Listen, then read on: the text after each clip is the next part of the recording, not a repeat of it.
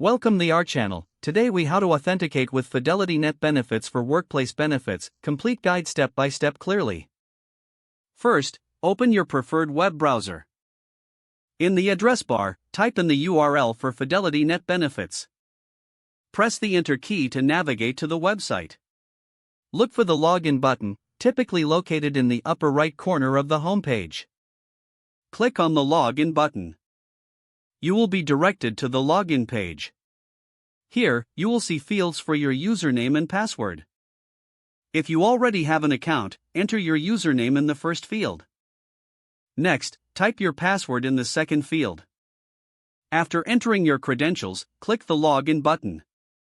If you've forgotten your username or password, click the corresponding link for recovery options. Follow the prompts to retrieve your login information. Once logged in, you'll be taken to your dashboard. From here, you can access your workplace benefits information. If you need to set up a new account, click on the Register link on the login page.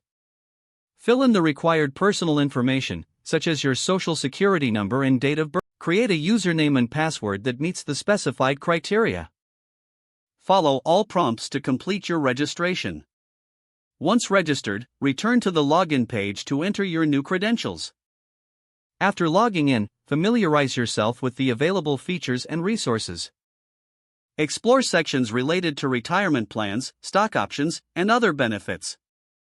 If you encounter any issues during login, locate the Help or Contact Us section. Follow the instructions provided there to resolve any problems. Review your benefits periodically to stay informed about updates and changes. Make sure to log out after each session to protect your information.